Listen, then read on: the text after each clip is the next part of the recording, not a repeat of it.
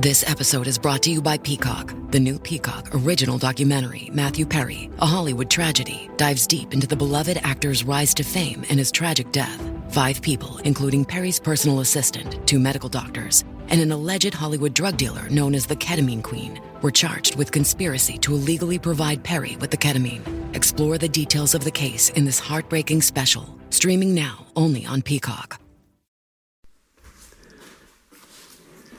The reason why you may be struggling so much in that friendship is because you are trying to self-heal yourself through a bad, toxic connection.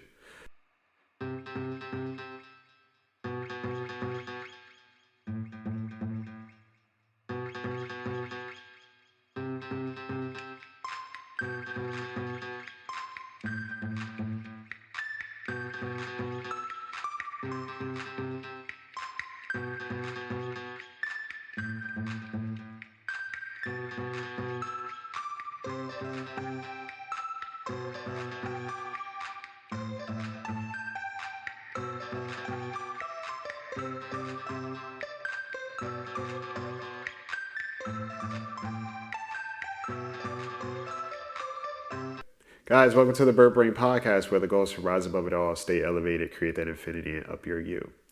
And last week, I was talking about this idea of how self-help, there's a darker side to the realm of self-help, where there is a lot of irresponsibility, there's a level of carelessness, there is also certain aspects of avoidance of how we are treating others and how we are showing up. And even when it comes to friendship, okay, in the world currently, there is a certain level of bypassing or negligence or dismissiveness that comes to how we are treating other people. And if somebody is already trying to work on their own healing process, they may be willing to understand or subject themselves to certain behaviors that they shouldn't. The definition of friendship, if you look up the definition, it's based on mutual support and care, okay? Mutual being a very important word. A lot of times we think that we are a good friend because we are willing to forego our own needs and subject ourselves to somebody who is not showing up. And that's not friendship, okay? Sometimes that's people pleasing. Sometimes that's willing to be a bad friend to yourself. Sometimes in the process of our healing work, we think that we have to convince ourselves that certain behaviors are okay when they're actually not. All right? You may find that somebody is continually negligent, okay? They constantly cancel plans on you. They're poor communicators. They don't really hold themselves accountable for how they're treating you. And the responsibility is always placed on you to see the bigger picture or be more understanding and more compassionate.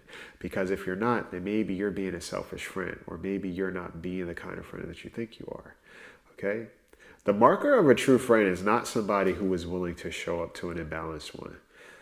Okay, the marker of a true friend is not just somebody who is deeply empathetic or compassionate and understanding or always caring and nurturing. The marker of a true friend is also somebody who's accountable for their own actions, somebody who is not solely reliant on somebody else's understanding, somebody who does not take advantage of somebody else's kindness. That's also a true friend. But we don't often talk about that, right? There's responsibility that's placed on one side of that relationship. And that can be very toxic. It can be very exhausting. And it can also impact your ability to exist in healthier relationships moving forward. Why? Because you think that you don't have needs in the process. You should always be willing to show up and not ask for anything in return. And if you do that, I want you to ask yourself, how has it worked out for you? Okay? How taken care of do you feel? How comfortable do you feel speaking up or asking for what you need? How brave do you feel about speaking on certain transgressions? Okay? A healthy friendship is not where you are only there to serve and not to be taken care of. That's not a healthy friendship at all. If anything, that's a transactional connection. If somebody can't be a friend to you in return and they are not looking to or willing to, then that's not a friendship. That might just be you being a friend to this person and you seeing them as your friend and they see you as their friend. Does that make sense? Sometimes the only reason people are in our lives for so long is because we actually put them in a place to be there. Sometimes you may see somebody as this friend because you care about them so much. But in reality, they have been very careless in the relationship. They don't make effort. They are not intentional. They don't apologize. Okay? They are not supportive of you. The only time they come around is when they're in need or when they have a problem. And otherwise, you don't really hear from them. And you try to do all this inner work to convince yourself that, yeah, well, I've known this person for so long, or yeah, they're just going through a bad moment. Okay. They're just falling on hard times, or they got other things that they have to take care of in life. That's why they can't be present for this relationship. But I want you to remember, anything that we are busy with in life are the things that we are typically choosing to be busy with. Okay, so if it's a relationship, yeah, we chose that relationship. If we have children, we also chose to have children. If it's that job, that's a job that we've chosen. Okay, if it's our sports league or something like that, yeah, that is a space that we are choosing to exist in and also be intentional about, which means that we have time. We just delegate it where we want to. Priorities are organized choices. Okay. So if you find that you're constantly the one that's looking to be the most understanding, well, that's not fair to you, because there's not somebody else on the other side being understanding of you and how they impact you. All right. And if it ever feels like your needs need to be minimized in order for the relationship to exist, that's also not an indicator of a friend. There is a danger to healing, okay, or thinking that you're healing, because you will bypass a lot of things, or you will gaslight yourself. You will convince yourself that you need to just be more nurturing. And maybe this experience is just teaching you some kind of lesson that you need to actually go through it. But truth be told, you should know your threshold for mistreatment. You should be aware of your human experience and how this other person is impacting you. You should also look up the definition and true meaning of what friendship actually is and what it looks like. Because a lot of times we are not existing in friendships. We're existing in very codependent connections. We are allowing our attachment style to carry out a certain dynamic that we're used to. But we are not in a reciprocal, equal, balanced connection with another person. Okay? It's important for you to start being more honest about what friendship means to you and what it looks like. Is it just a distraction? Is it company because you don't want to be alone? Or is it somebody that you can actually grow with? Somebody who you feel nurtured by and who you yourself are intentionally nurturing too. All right? A true friend isn't somebody who is solely relying on your level of understanding to carry them through. All right? If a person is always giving you excuses as to why they are not present in their actions, in their patterns, in their intention, okay, then that's not a friend.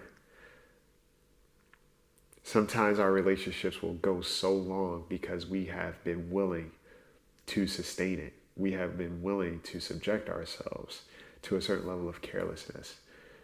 We have convinced ourselves that this is okay, that this moment will pass.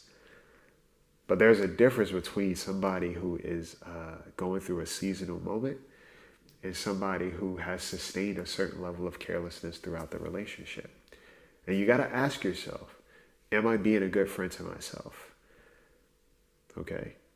Would I put my friends through a certain level of behavior and mistreatment if I saw them being treated like this, if I heard that they were being treated like this? Would I tell them that that's a good friendship? Probably not. So why do you think it's okay for you? To heal doesn't mean that you necessarily desensitize yourself or you increase your ability to endure mistreatment.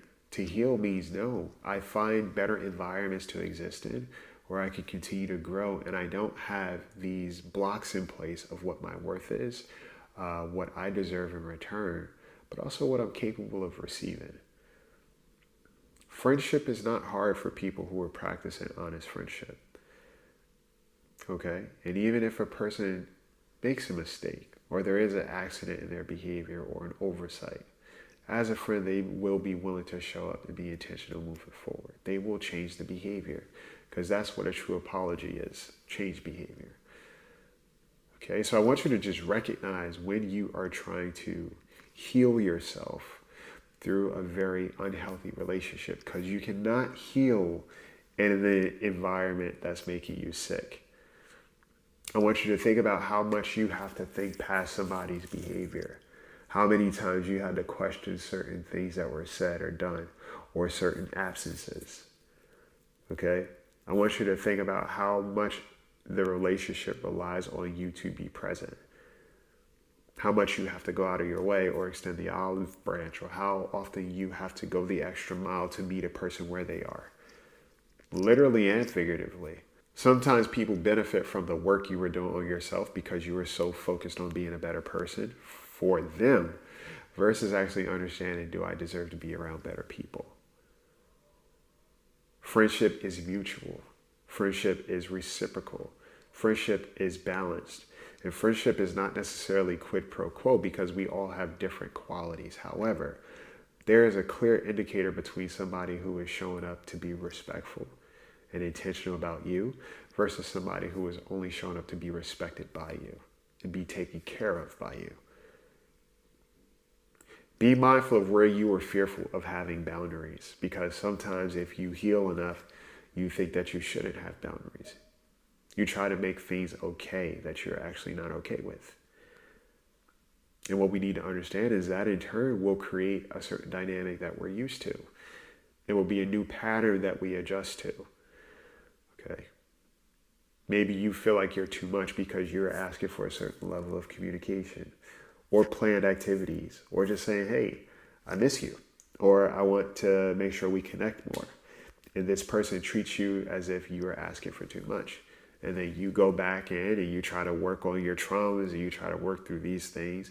Sometimes the insecurities that you have may not be this person's responsibility, but they are also amplifying the insecurity because they themselves have certain behavioral patterns that align with what you are already working through. And that's something to be mindful of too. Okay. You are not healing to endure more unhealthy people.